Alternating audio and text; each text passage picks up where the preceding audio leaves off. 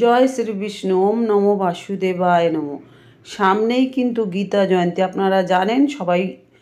এটা অনেকেই জানেন না, তো যারা জানেন না বা যারা জানেন তাদের সকলের সাথেই আমি এই ভিডিওটা শেয়ার করছি, কারণ এটা খুবই গুরুত্বপূর্ণ দিন আমাদের সকলের জন্য। কারণ এই মার্গশীর্ষ মাসে শুক্লপক্ষের একাদশী তিথিতে এই গীতা জয়ন্তী পালন হয়। সনাতন ধর্মে ধর্মীয় গ্রন্থ এবং পুরাণে এমনটাই বলা হয় যে ভগবান শ্রীকৃষ্ণ তার পরম বন্ধু এবং পরম শিষ্য অর্জুনের কাছে গীতায় যে উপস্থিত জ্ঞান প্রচার করেছিলেন। এই কারণেই গীতা জয়ন্তীর এত তাৎপর্য। এই মার্গশীর্ষ মাস অর্থাৎ অঘ্রাণ মাসকে বিশেষভাবে অত্যন্ত শুভ বলে মনে করা হয়। গীতা জয়ন্তী পালিত হয় মার্গশীর্ষ মাসে শুক্লপক্ষের একাদশী তিথিতে। এই দিনটা ইংরেজি ক্যালেন্ডার অনুসারে নভেম্বর বা ডিসেম্বর মাসেই পালন করা হয়। এই পবিত্র দিনে শ্রী ভগবান শ্রীকৃষ্ণ শ্রী অর্জুনকে কুরুক্ষেত্রে যে চিঠি পাঠিয়েছিলেন, এই দিনটি সেই দিনটি। এই দিনটি সারা বিশ্বে ভগবান শ্রীকৃষ্ণের অনুগামীরা ভীষণ জাঁকজমক করে এবং খুব পবিত্রভাবে পালন করেন। ভগবদ গীতায় আমাদের গীতা হলো সব থেকে পবিত্র আমাদের জন্য। এটা পবিত্র ধর্মগ্রন্থ আমাদের হিন্দুদের গীতা। আর গীতা জন্মদিন হচ্ছে গীতা জয়ন্তী। জয়ন্তী হচ্ছে জন্মদিন, এটা তো আমরা সবাই বলি ওর জন্ম জয়ন্তী, তার মানে গীতার জন্মদিন পালন হয় ওই দিন, গীতা জয়ন্তীর দিন। এবার আসি 2024-এ কবে গীতা জয়ন্তী পড়েছে জেনে নেওয়া যাক। 2024-এ গীতা জয়ন্তী বুধবার 11ই ডিসেম্বর। আর এটা হচ্ছে 3:42 থেকে শুরু হচ্ছে তিথি। আর একাদশী, ওই দিন একাদশী মানে মোক্ষদা একাদশী যেদিন, সেদিনই এটা হয়, অর্থাৎ গীতা জয়ন্তী পালন হয়। তাহলে তিথি শুরু হচ্ছে আগের দিন মানে বুধবার 11ই ডিসেম্বর, আর শেষ হচ্ছে 12ই ডিসেম্বর 1:09। এটা গেল গীতা জয়ন্তী কখন পড়ছে কখন শেষ হচ্ছে বললাম। এবার মাহাত্ম্য বা এর গুরুত্ব কী, যাই হোক সব কিছুই আলোচনা করার আগে বলবো, নতুন হয়ে থাকলে অবশ্যই আমার চ্যানেলটা সাবস্ক্রিপশন করে পাশে থাকুন।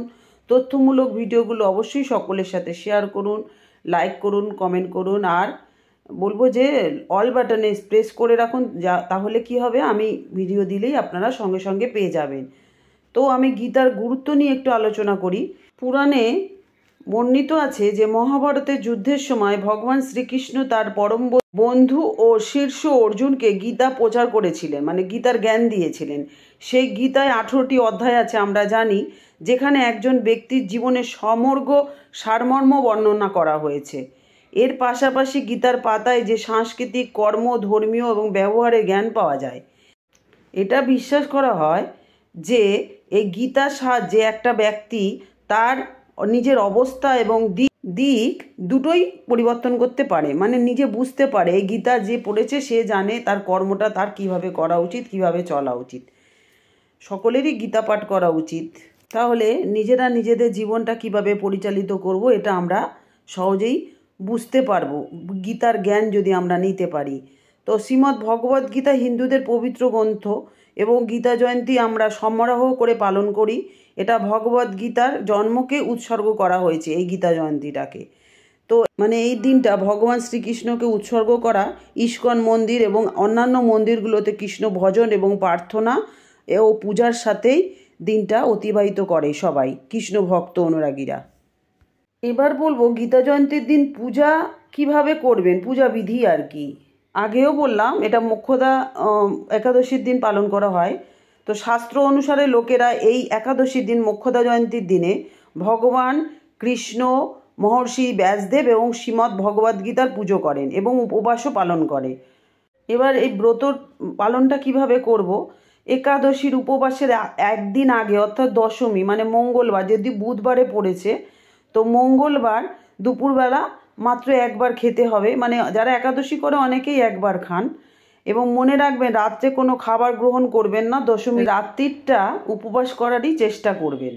একাদশীর দিন সূর্যোদয়ের আগে অর্থাৎ ভোরবেলা আপনি উঠে পড়ুন এবং ধার্মিক চিন্তাভাবনার মধ্যে থাকুন, মানে ভগবানের নাম জপ এসব করতে পারেন। এটা তো সবাই এমনি আমরা ভোরবেলা করেই থাকি। তারপরে এটা যারা মানছেন অর্থাৎ খুব নিষ্ঠা করে যারা করছেন তাদের জন্যই এইটা। এমনি তো প্রত্যেক দিন ভোরবেলায় যারা ওঠে ঠাকুরের নাম করে আমরাও করি, কিন্তু যারা খুব নিষ্ঠা করে তারাই এইভাবে পালন করবে। একাদশীর দিন উপবাস করে সংকল্প করার পর ভগবান শ্রীকৃষ্ণের পূজা করুন এবং ধূপ দীপ নৈবেদ্য দ্বারা তাকে পূজা করুন এবং তাকে অর্পণ করুন। একাদশীর রাতে আপনাকে ভগবান শ্রীকৃষ্ণের উপাসনা এবং রাত্রি জাগরণের বিধি আছে আর কি, যারা পারেন রাত জাগবেন।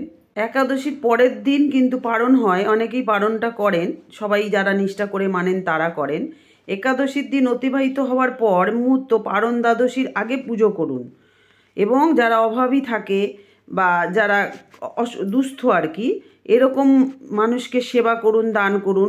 সেটা শেষ হয়ে গেলে পারণ করুন এবং তাড়াতাড়ি খেয়ে নিন এবং একাদশী ভঙ্গ করতে হয়। এই দিনটা খুবই নিষ্ঠা করে এবং ধার্মিকভাবে পালন করতে হয়। আর বেশি বেশি করে কিন্তু গীতা পাঠ করতে হয়। গীতার শ্লোকগুলো কিন্তু পাঠ করলে আপনার ওই দিন ভীষণ মঙ্গল। আর এই শ্লোকগুলোর সারমর্ম বুঝে আপনাকে পড়লে বেশি ফল পাবেন, কারণ সারমর্মগুলো লেখা থাকে, ওগুলো পড়লে আপনার জন্য গীতা পাঠ করাটা সার্থক হবে। একাদশী বা এইসব বিশেষ বিশেষ দিনে যদি গীতা পাঠ করেন অবশ্যই শ্রী ভগবানের আশীর্বাদ পাবেন আপনারা।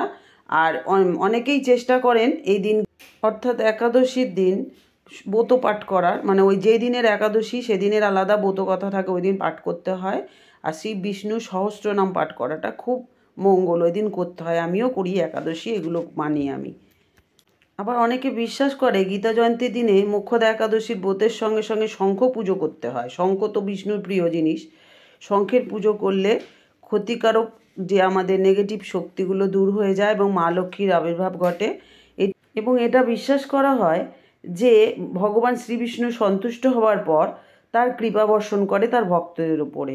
এটাও বিশ্বাস করা হয় যে এই দিনে ভগবানের বিশাল রূপ অর্থাৎ বিশ্বরূপ দর্শন যেটা করেছিলেন অর্জুন, সেই রূপের যদি পুজো করা হয় তাহলে খুবই পবিত্র বলে মনে করা হয় এবং এটা করলে জীবনে শান্তি আসে এবং আপনার যে কাজ অসম্পূর্ণ আছে সেগুলো সব তাড়াতাড়ি সম্পূর্ণ হয় শ্রী ভগবান বিষ্ণুর কৃপায়। এই গেল পূজাবিধি। এইভাবে যদি আমরা এই দিনটা পালন করতে পারি তাহলে আমাদের জন্য খুব মঙ্গল হবে। শ্রী বিষ্ণুর কৃপায় আমরা খুব শান্তি পাব। তো আজকে বন্ধুরা আমার ভিডিওটা কেমন লাগলো আমাকে অবশ্যই জানাবেন। ভগবানের এই গীতার জয়ন্তীর কথা শুনে আপনাদের কেমন লাগলো তাও আমাকে কমেন্ট করে জানাবেন। আর বন্ধুরা আমি আজকে শেষ করি। আপনাদের অনেক অনেক ধন্যবাদ এতক্ষণ আমার কথা শোনার জন্য, আমার সাথে থাকার জন্য। আর বলবো শ্রী বিষ্ণুর কৃপায় আপনারা সবাই ভালো থাকুন, সুস্থ থাকুন, আনন্দে থাকুন। তাহলে আজকে আসি, আবার দেখা হচ্ছে নতুন আর একটা ভিডিও নিয়ে। টাটা বন্ধুরা, খুব ভালো থাকবেন, খুব ভালো করে গীতা জয়ন্তী পালন করুন।